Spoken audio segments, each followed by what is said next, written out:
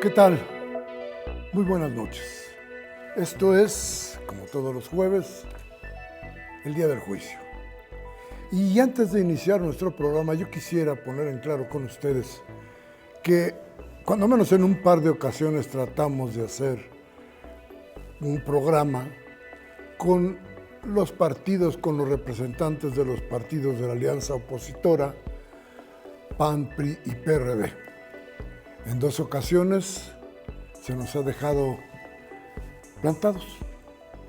Y lo digo para que quedemos muy en claro del esfuerzo que tratamos de hacer cada jueves junto con ustedes para tratar de llevarles hasta sus hogares las ideas, las formas de trabajo político y no político que existen en el país y en nuestra ciudad.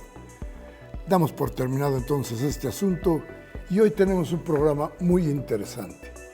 Hoy vamos a hablar con el maestro Luis Miguel Carriedo, que usted ya conoce porque ha estado con nosotros en varias ocasiones.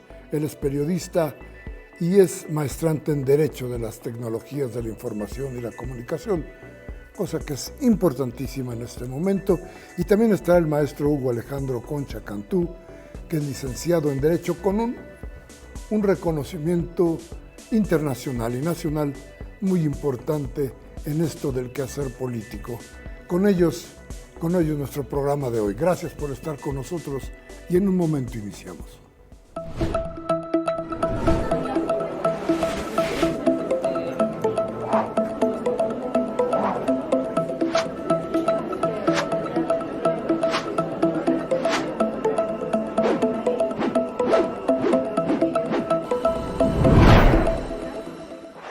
Bien, gracias entonces por continuar con nosotros aquí en el Día del Juicio.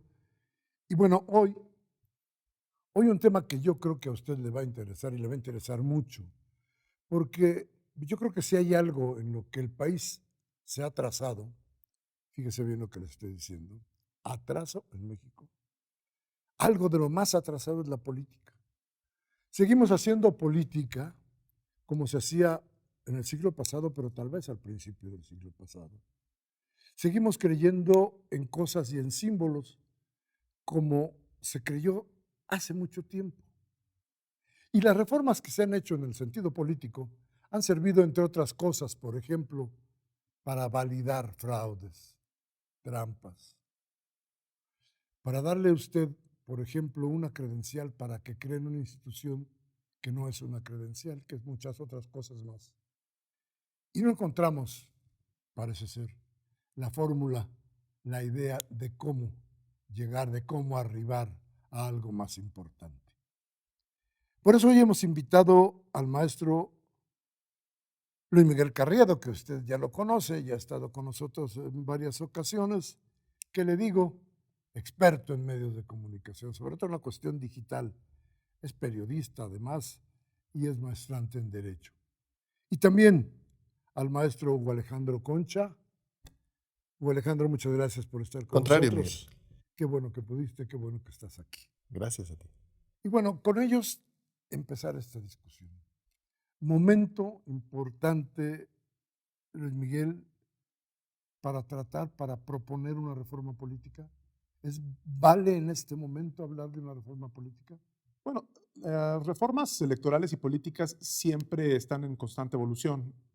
Hay algunas críticas al contexto atípico en donde tú lo mencionabas, después de ciertos trampas, fraudes o cuestiones, por ejemplo, en 1988, un sistema hegemónico muy cerrado con pocas condiciones de competencia real, pues generalmente es la oposición la que dice, oye, pues yo no puedo participar así, no hay condiciones, y se van abriendo, y así se fue construyendo el modelo electoral que tenemos con base en la desconfianza.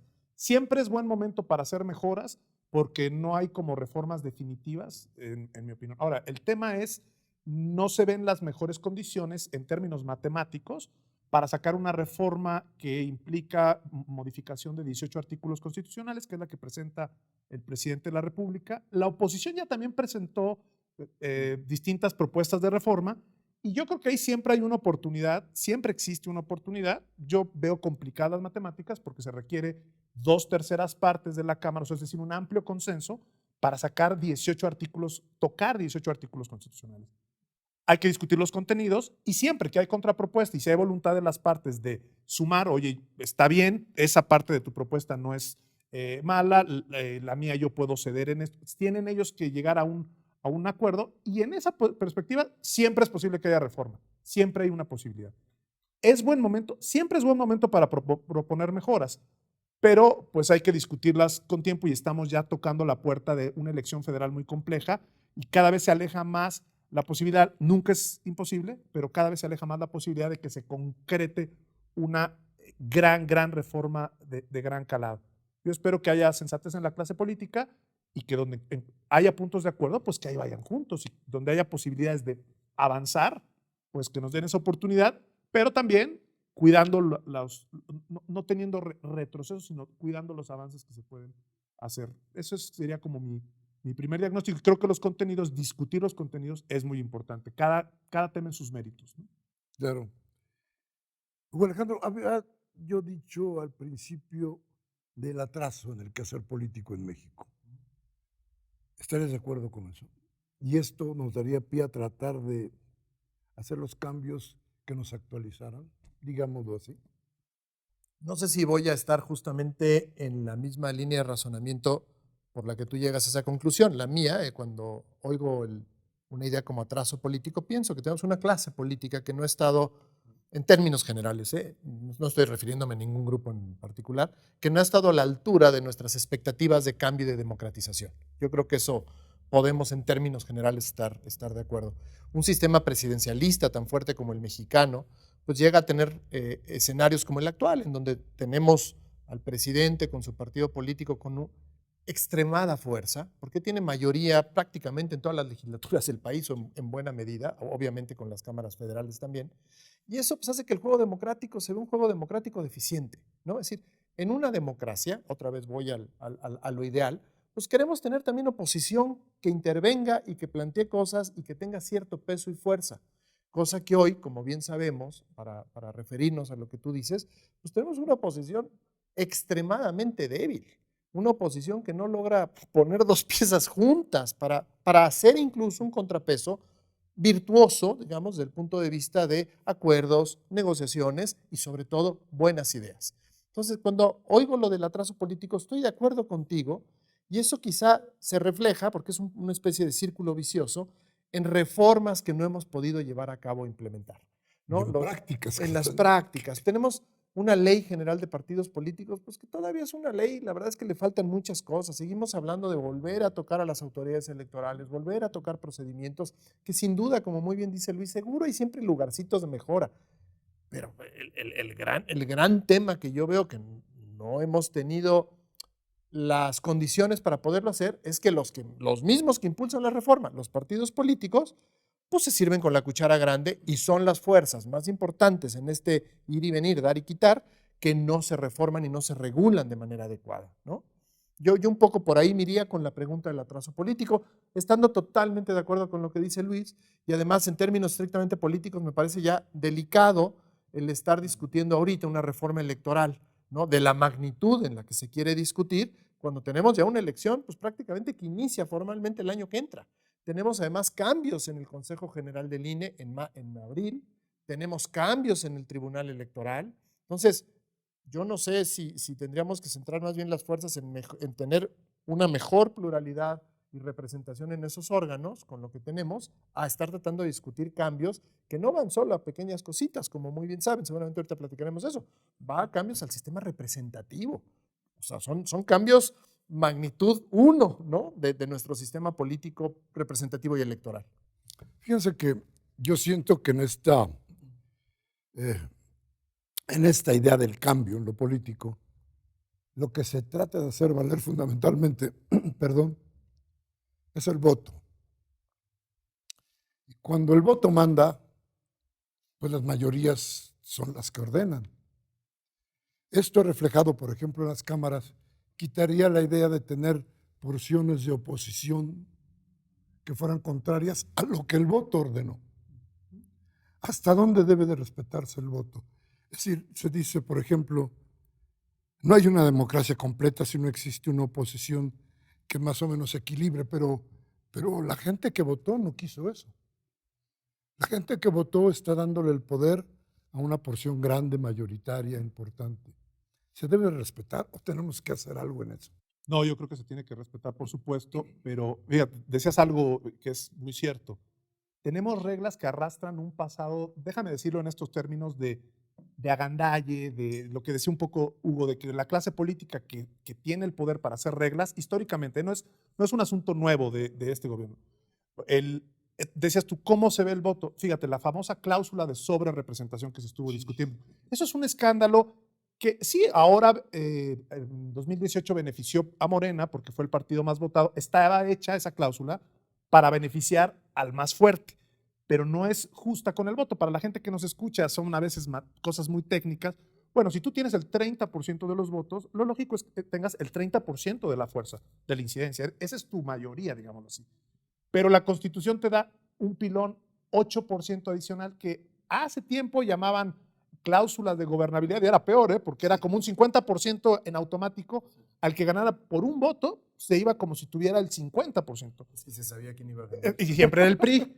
Entonces era que no respetaba el voto. Entonces no respetaba el voto y decía, me incomoda el Congreso, tengo al presidente, híjole, sí está la oposición en el Congreso, pero que esté en un nivel que yo no tenga nada que negociar con ellos. Y entonces llegábamos al extremo, que sigue vigente, ahí está la cláusula sobre representación vigente, pues digamos, de darte una representación que no tienes en los votos.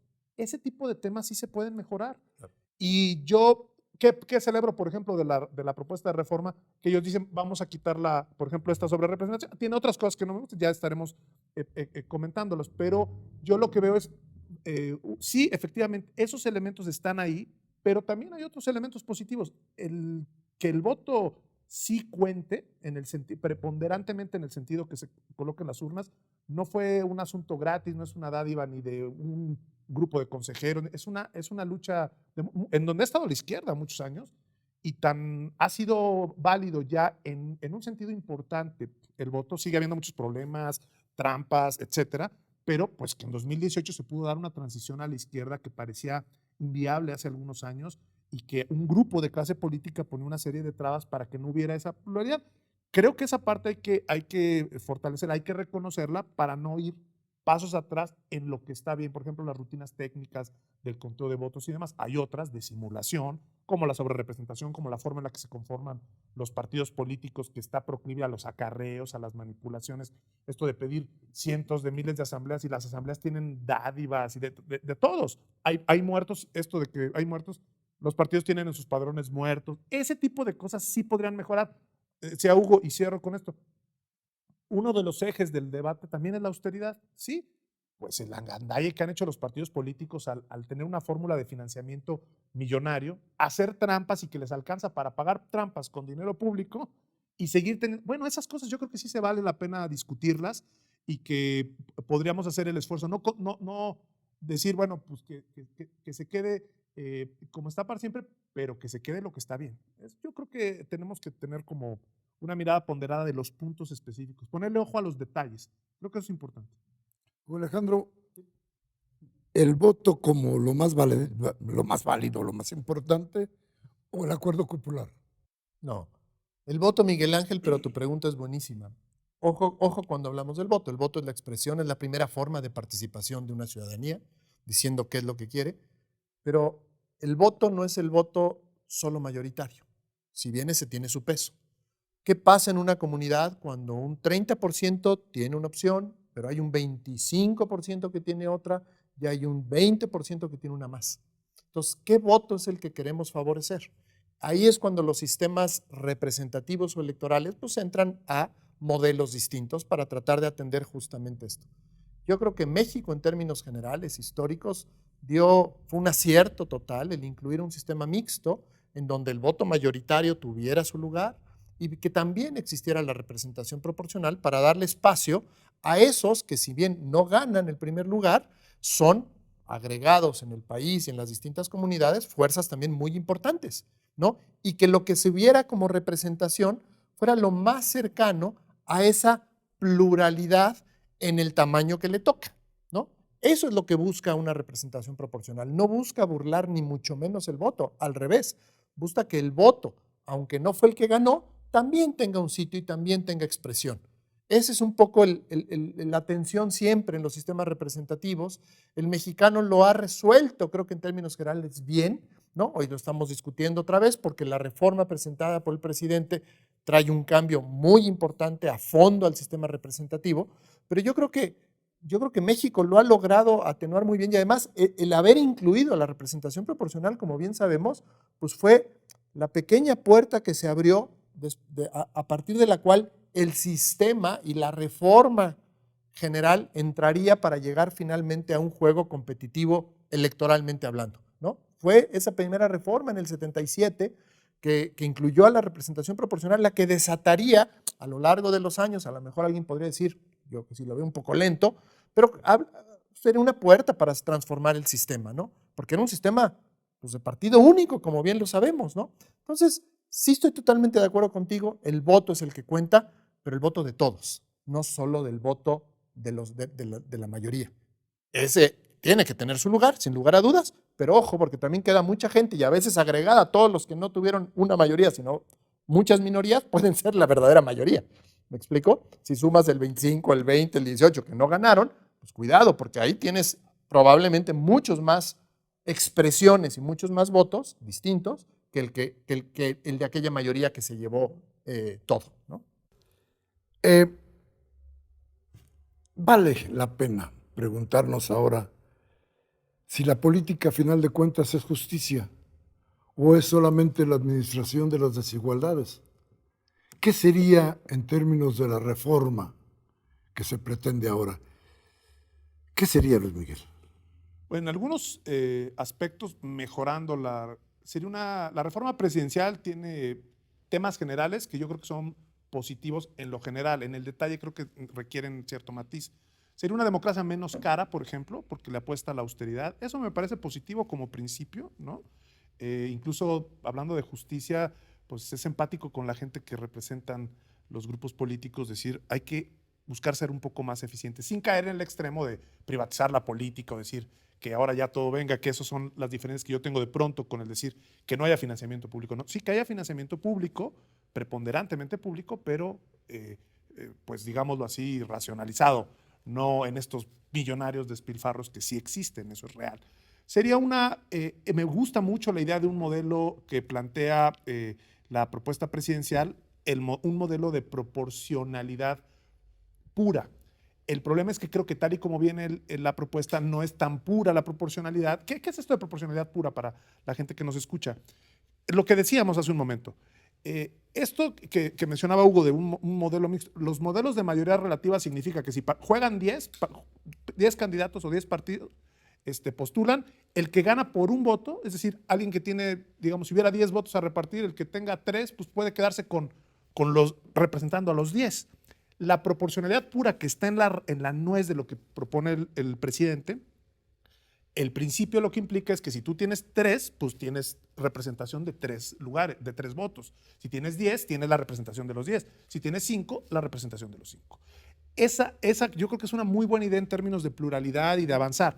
El tema es ver cómo hacerla, porque la propuesta presidencial, por ejemplo, lo secciona por estado, y eso implica que si en un estado no te alcanzó, no llegaste a los primeros lugares, los votos del tercero y el cuarto lugar no son pocos, pueden ser 10 o 20%, se van a perder porque no propone una lista nacional para cachar, digamos, que el acumulado de votos que tuviste en todo el país. Esos son los detalles, quizá muy técnicos, pero son muy importantes para poder efectivamente reflejar. Entonces, yo creo que es muy buena la idea de la propuesta presidencial de proporcionalidad pura, pero creo que no está completa, que le falta. Esas son las cosas que tendrían que discutirse.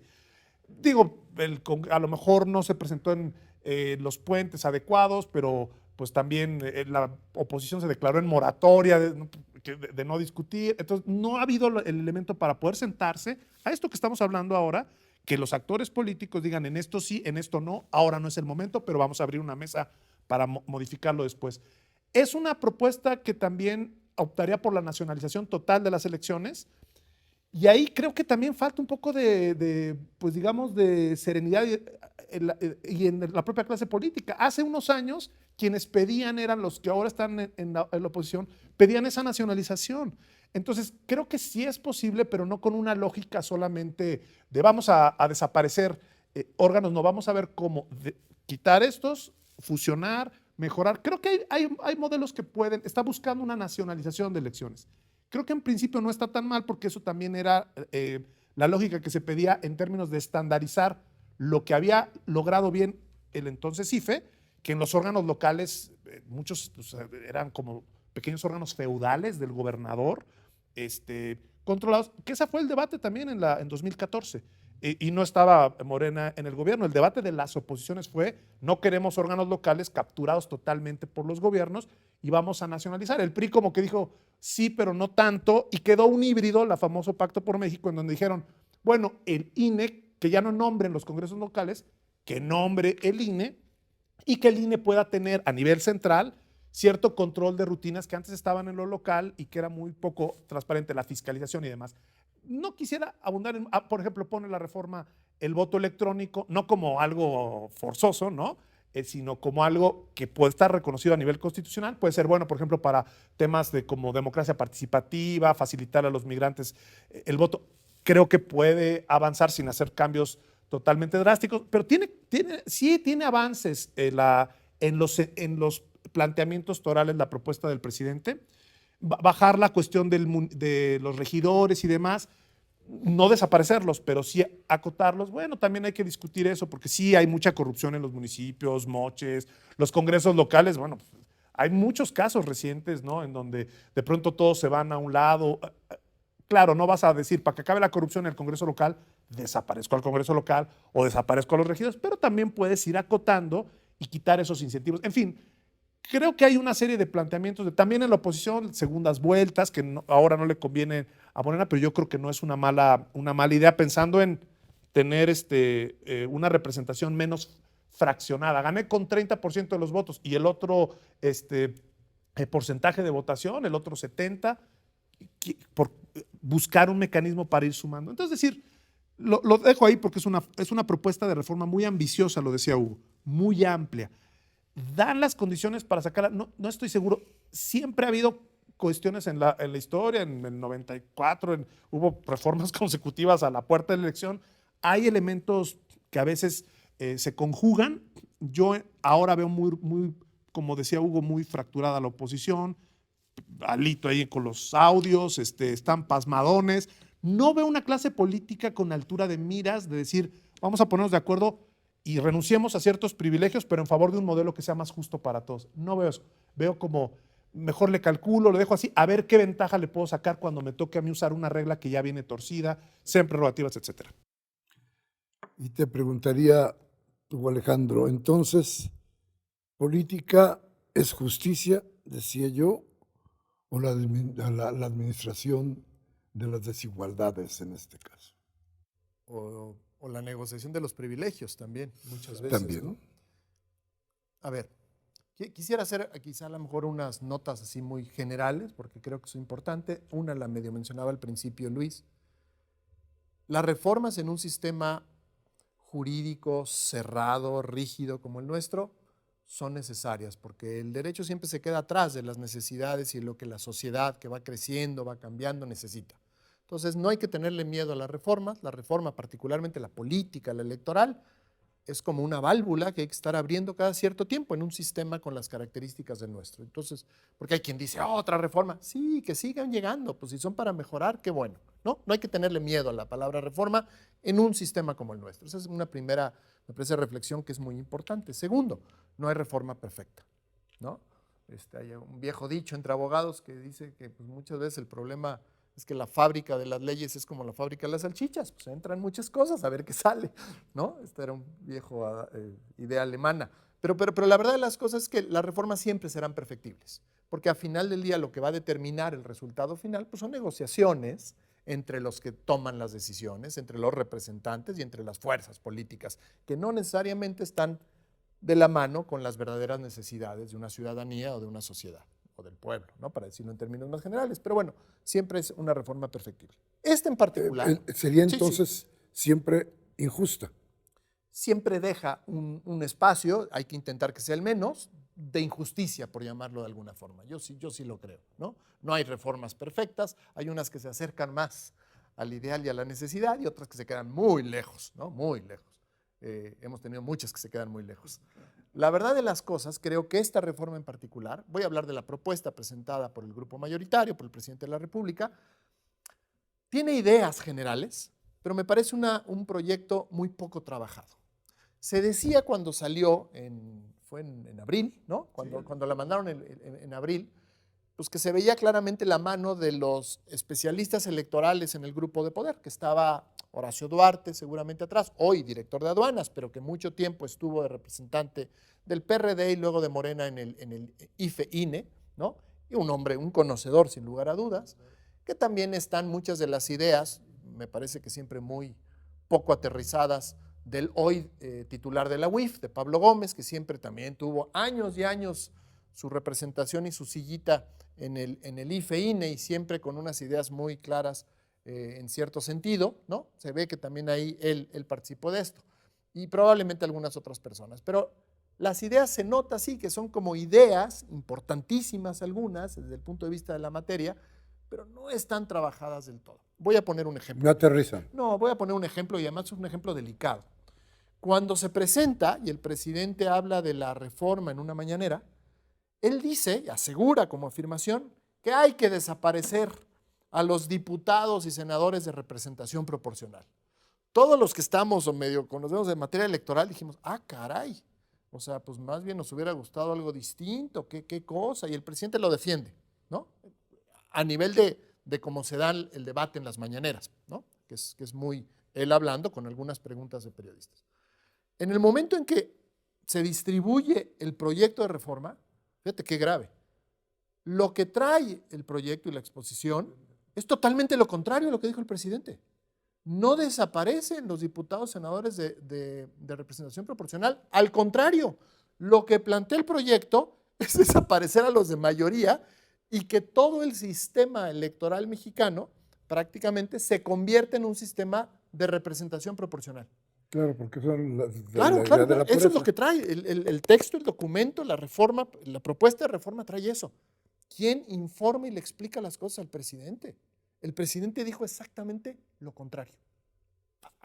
Estoy dando un ejemplo que me parece pues, buenísimo de que, ojo, porque algo aquí no está funcionando bien, que puede ser un tema de comunicación al presidente o puede ser un tema de que la idea no la trabajaron y no se la explicaron.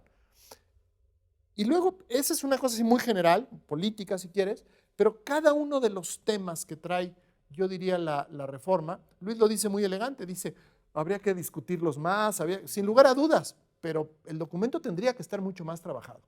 Trae ideas muy fuertes, trae esta idea de que a las autoridades electorales hay que elegirlas y a través de los tres poderes de la Unión hacen una propuesta, se crean candidaturas y la gente va a votar por ellos, pero no se especifica mucho más. La verdad es que incluir una cosa así no es hacer un cambiecito en lo que tenemos hoy en día, es casi todo el capítulo democrático representativo, tíralo a la basura y crea uno nuevo. Y eso no está desarrollado en la propuesta, solo viene esa idea.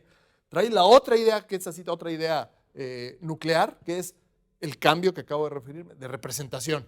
No es tampoco una pequeña idea. Para poner eso en la Constitución, tienes que vincularla, ligarla y trabajar muchos otros artículos, mucho más que 18 artículos. Todo prácticamente lo que tenga que ver con los poderes y la forma de integrar a los poderes, sobre todo los políticos, se modificaría. Y eso tampoco está trabajado en la reforma. Lo que entonces trae como ideas, ideototas, ¿no? Muy grandes, pero no están desarrolladas a detalle. Eso, más allá del contexto político, que ya sabemos que está muy difícil, porque además la oposición, nuestra oposición, dijo, ni una reforma constitucional más, o sea, como juntos no nos vamos a dejar, que me parece tan poco sensible también una posición de ese tipo, ¿no?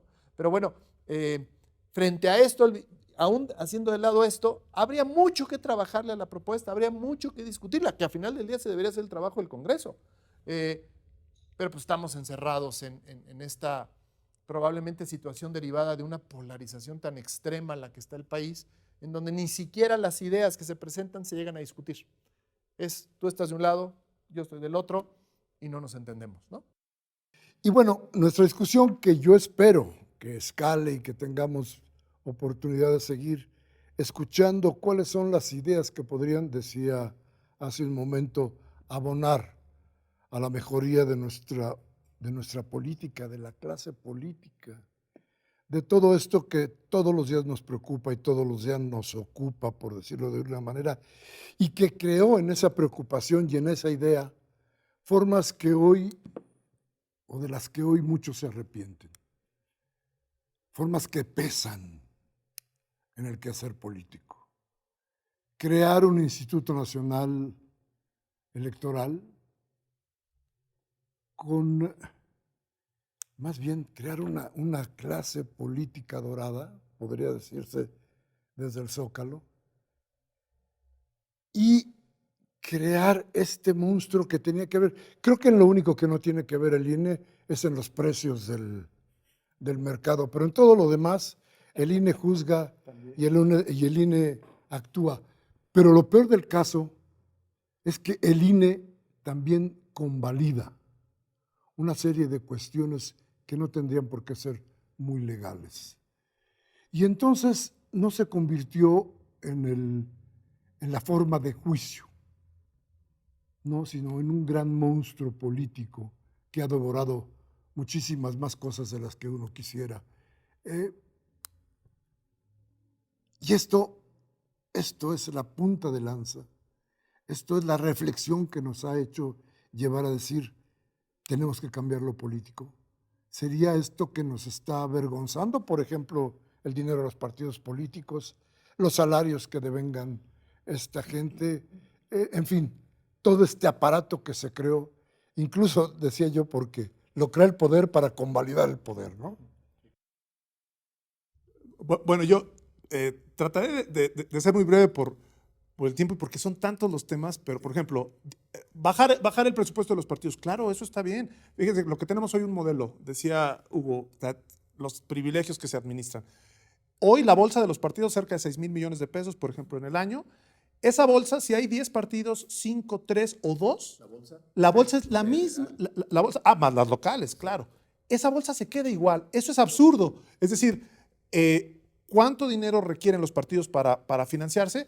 Lo mismo si es 1, 2, 3 o 25 partidos. Eso muestra que pues sí se puede reducir el monto, y eso no ni afecta a la democracia, ni afecta la viabilidad política, no. De tener la gandalla. Ahora, cambiar al otro modelo, decir que sean cuotas, que eso yo no estoy de acuerdo con la iniciativa presidencial, que nada más en campaña les den y lo demás sean cuotas, no van a ser cuotas, va a ser una extorsión en los municipios, a los funcionarios públicos. Voluntariamente él quiso dar la mitad de su salario. De todas maneras se da. De todas formas se da, pero entonces yo decía, por ejemplo, la formación de partidos. En el discurso, no, la democracia y la apertura son despensas.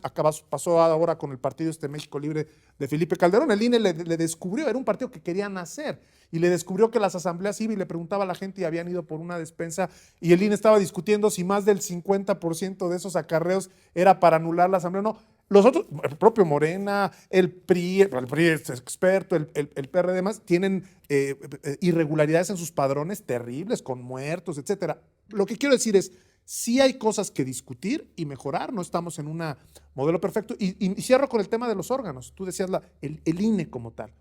El modelo colegiado siempre ha sido, eso es la verdad, con cuotas de partidos que dicen, yo propongo a fulano, bueno, fulano te lo dejo pasar porque no es tan soldado tuyo, pero déjame a Mengano. Así ha funcionado, por eso es un órgano colegiado, esa es la verdad. Claro, eso no descalifica que las personas sean robots y son malos. No, hay perfiles que han llegado con el modelo de cuota y han hecho un trabajo honesto. Ahora, el INE y el IFE no es lo mismo, la gente que nos escucha, no es ni Lorenzo Córdoba, ni Leonardo Valdés en su momento, ni José Huel. Es una institución que tiene gente honesta y profesional. Ahí también me preocupa la propuesta de reforma. Dice, acabar con que sean órganos temporales. No, el INE tiene en campo gente que sí trabaja y que hace bien, que es honesta y que hace que se pongan las casillas, que se cuenten los votos, que valga el voto. Esa gente que va y toca la puerta, bueno, pues necesita ciertas estructuras. ¿Dónde está, creo yo, sí también los privilegios. O sea, a mí me parece absurdo, por ejemplo, que si dijeron bájense el salario, que los consejeros, no estoy hablando de la estructura, que los consejeros se formen en los juzgados para ampararse por, o sea, que es una postura indebida, es un golpeteo del gobierno. Pues sí, pero no te enganchas en ese tema. Sí hay cuestiones de austeridad que pueden mejorar, incluso la legitimidad ante la sociedad. Los partidos deben de dar el ejemplo. 6,000 millones es un atraco, así como está, lo digo claramente, sin satanizar el financiamiento público, al contrario, se puede mejorar. Y el nombramiento politizado, decía yo, de cuotas, ¿qué propone el presidente? El presidente propone que las cuotas estén en la postulación. Es decir, que el propio presidente proponga a 20, que la Cámara proponga a 20, 10 el Senado, 10 diputados, y que el Poder Judicial, que hablábamos en el corte, que ese Poder Judicial está bastante torcido también, hablando, tiene cosas positivas y otras muy negativas, proponga 20. De esos que se vote, yo no descalificaría per se, si hay muchos problemas en una votación abierta, hacer campaña, una campaña de 60, pues no es tan sencilla, no es un debate, pero yo no descalificaría tanto el modelo. Hemos visto, por ejemplo, en Bolivia, van a decir Bolivia, pero en Estados Unidos también, modelos en donde jueces eligen en las urnas. Ahora, eso te garantiza que sea independiente de la cuota política, pues si te postulas, si dependes de la postulación, esas son las cosas que hay que discutir. En Estados Unidos, por ejemplo, los jueces locales, no en la Suprema Corte, pero a veces, por ejemplo, los propone el gobernador del estado, o sea, los pone y para refrendarlo, sí va a las urnas, por poner un ejemplo. En Bolivia se abre a las urnas durante Evo Morales. Es cierto que no existen en el mundo que los árbitros electorales vayan en ese modelo de votación abierta. Bueno, aquí el tema sería discutir cómo mejorar, digamos, la independencia de los perfiles. Y ahí, lamentablemente, también tiene que ver con altura de miras de la propia clase política. Si están nada más viendo poner a su cuate, al más dócil, al que pueden tenerle mayor, pues entonces eso se va a reflejar en las decisiones. Pero yo sí reivindicaría. La institución sí ha crecido, los árbitros electorales en toda una estructura profesional en el país, que son miles de personas, no se agotan en el órgano que es el órgano político del instituto, que es el Consejo. Se puede reducir, se puede reducir, que antes era de 9 miembros y que en algún momento antes quedó de 4 miembros y siguió funcionando. Sí puede reducirse. La propuesta pide bajarlo a 7, yo creo que no se acaba el mundo bajándolo a 7, no se acaba el mundo si les bajan los sueldos, no se trata de ponerlos a 0 sueldo, lo que gana el presidente tampoco se acaba el mundo, ni van a ser menos la calidad de las personas que estén ahí. No se acaba el mundo si se nacionalizara las elecciones, pero tampoco con mentiras, va a costar. Lo que hacen hoy los órganos locales, a lo mejor te ahorras el sueldo de los consejeros, pero vas a tener que poner casillas locales, entonces no, creo que por ejemplo es un error de la propuesta de reforma y con eso cierro, hacer como cuentas alegres y decir, se va a ahorrar tanto, lo mismo se decía con el INE, y no sé, sí se ahorra si hay una vocación de austeridad, pero hay costos asociados. Una boleta, por ejemplo, si tienes que imprimir 80 millones de boletas y hay 3 elecciones, pues vas a tener que 160, 240 millones. La pura boleta tiene un costo. Hagámonos claro que si es en papel el modelo va a tener ciertos costos, que sean los costos justos, no los privilegios, no los agandalles, no la burla a la sociedad, pero tampoco el engaño de decir se puede hacer gratis. No, necesitamos elecciones sólidas para evitar trampas y sí podemos avanzar en un cambio. Ojalá que sea un cambio que no sea administración de privilegios y que sea poner por delante a la gente. Necesitamos clase política de altura, claro. Y creo que estamos escasos en la oposición sin duda, pero también en el partido gobernante hay muchos actores políticos que ven cómo están peleándose los cargos fuera. Yo creo que tenemos que voltear a la gente y ahí no nos vamos a equivocar. Claro, y yo preguntaría, Hugo, resulta que esta clase política que crearon las reformas políticas, esta clase política que hoy vive en el INE, porque es una clase política independiente de las otras, ¿no? Esta clase política se ampara y digámoslo así, viven en la ilegalidad amparados. ¿Cómo pueden pedirle legalidad a los demás?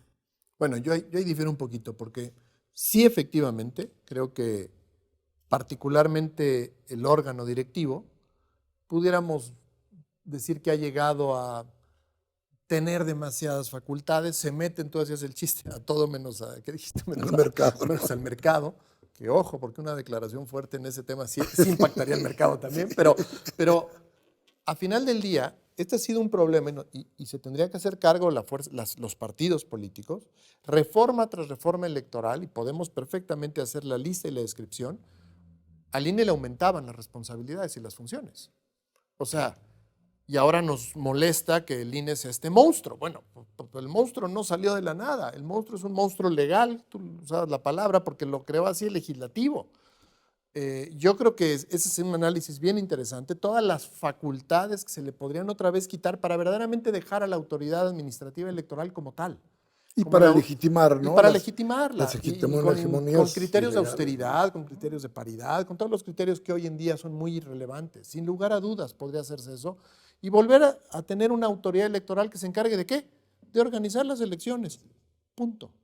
Pero tienen a su cargo tareas de educación cívica, tienen a su cargo tareas de monitoreo en medios, tienen a su cargo sanciones, quejas, en un sistema además de comunicación y modelo político terrible, censura, una cosa terrible, que no acaba de cuajar ni cuajará, porque pues saca chispas con un sistema democrático, ¿no? Pero bueno, ahí está. Tienen la credencial de elector, que tú también muy bien decías, sirve para todo, no nada más para las elecciones, ¿no? Pues es la identificación por excelencia de la ciudadanía mexicana. O sea, ¿por qué todo eso lo tiene la autoridad electoral? Pues porque el legislador, por distintas causas, porque creo que decir que hay una causa, porque han sido además muchas legislaturas, se las ha ido dando, se las ha ido dando y se las ha ido dando. Ahora, ojo, eso está mal.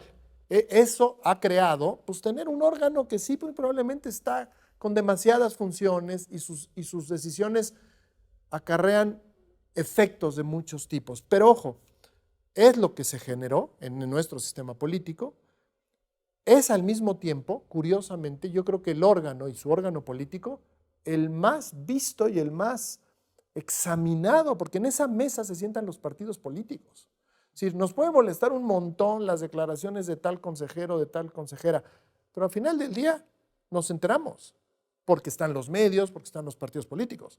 ¿Cuántos otros órganos públicos, constitucionales, autónomos o no, nos enteramos realmente todo lo que se decide y se dice? Ninguno a nivel de transparencia como el INE, como el Consejo General del INE, ¿no? Ninguno. Ojo, también lo acusamos de toma las decisiones que afectan. La verdad es que todas las decisiones que toma el INE, todas, a final del día, casi, las puede cambiar, revertir el Tribunal Electoral. La Sala Superior, esa sí es la que decide en última instancia todo lo electoral, porque además todo se puede impugnar. Toda resolución del INE hay un recurso específico que es para impugnarlo, y los partidos lo saben y lo usan todo el tiempo. Entonces, al INE le echamos demasiado. Le echamos demasiado como si verdaderamente ellos fueran, voy a usar una palabra muy trivial, pero me van a entender con eso, los culpables de todo esto. Pues la verdad no, ellos los eligieron con el procedimiento que se decidió, con las características y los sueldos que están en la ley, con las funciones que se pusieron en la ley. No nos gusta, pues modifiquemos otra vez el modelo. Yo digo, la bronca no es con Lorenzo, la bronca no es ni con Leonardo, no son ellos.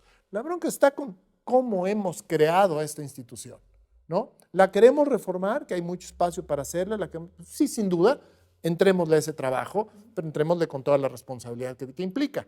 Porque si no, pues está muy fácil estar hablando de ellos y que ellos hacen y que ellos deshacen. No hacen nada que no esté en sus facultades, porque si lo hicieran, serían los primeros crucificados legalmente, por temas de responsabilidad, incluso de responsabilidad política, ¿no? O sea, Lorenzo nos puede caer bien, nos puede caer mal. Lorenzo no ha dado un paso en el mundo de la ilegalidad, porque si lo da, tiene encima todo y no dudo que inmediatamente tendría que encarar procedimientos de responsabilidad política o jurídica. O sea, es una institución muy controlada, quizá la más. Entonces yo creo que un poco ahí nada más, no es porque yo esté de acuerdo con todo lo que sucede ni mucho más, pero digo, pero esto no lo inventaron ellos, ¿no? Esto fue producto otra vez de nuestra clase política. Ellos crearon ese órgano que hoy está generando problemas. Y un comentario más. Está muy polemizado el órgano político del Instituto Nacional Electoral, lo decía muy bien Luis. pero el INE no es eso. Como funcionarios electorales Sí, que alguna fuimos. vez fuimos, pues sabemos perfectamente que esos son los que toman las decisiones políticas, los que salen a medios, los que dicen las cosas controversiales o no. Pero no son los que hacen el trabajo técnico, ¿eh? El trabajo técnico es un ejército de mujeres y hombres, la verdad, muy, muy dedicado. Yo me siento muy orgulloso de que sacan las elecciones siempre, sacan las consultas, las revocaciones. O sea, el trabajo técnico, siempre están ahí las casillas con sus boletas, con los funcionarios en las mesas y salen las elecciones, ¿no? Ya el tema de qué se dice de ellos y que si sí, que si no, que si menos, que si más, pues eso es el órgano político. Pero el trabajo técnico, el INE, antes el IFE, lo hace y lo hace muy bien. Porque desconocer eso es desconocer un montón de gente que, como muy bien decía Luis, está en todo el país, en las juntas locales y distritales de todo el país, haciendo su chamba todo el tiempo, ¿no? Bien, hoy hemos empezado con Luis Miguel Carriedo y con el maestro Hugo Alejandro Concha, esto del análisis de la propuesta de cambiar algunas o muchas de las reglas del juego político en el país. Ese sería nuestro primer programa. Intentaremos llamar a otros expertos, a ellos mismos, para seguir platicando sobre esto que yo creo que es del interés de usted, del interés de todos. Por lo pronto, muchas gracias, Luis Miguel, muchas gracias, Hugo, y gracias a usted por estar aquí en el día del juicio. Yo soy Miguel Ángel Velázquez, le agradezco que esté con nosotros y le recuerdo, tengo algo que informarle. Hasta la próxima.